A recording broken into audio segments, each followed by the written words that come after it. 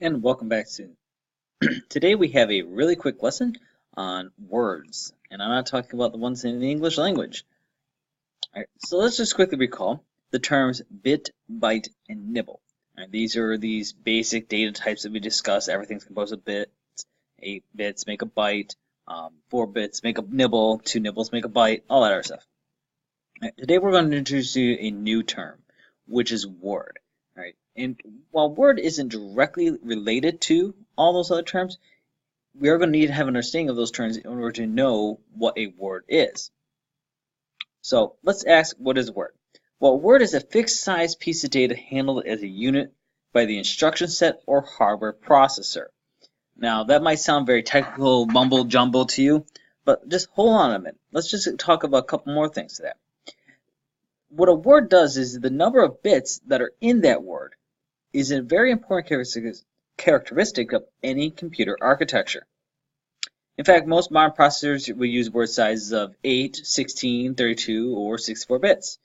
And most general computers these days are 32 or 64. You might notice here, again, we're seeing patterns of 2.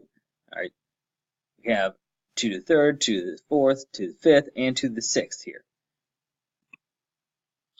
Now, it's very nice and all that we see all these patterns and we see that everything's 32 bits or something 64 bits, but what are these words actually being used for? Well, words are dependent upon the computer architecture, but often they're used for the following kind of things like fixed point numbers, floating point numbers, addresses and registers in ours where stuff's getting stored in memory, memory process transfer, how to transfer it from the processor into memory and back and forth, units of address resolution, and also instruction handling. So these are all things that the computer does that words help to handle. And remember, words are simply just that big thing. We looked at, like, for example, 64-bit. What is 64-bit? Well, 64 is 64 bits.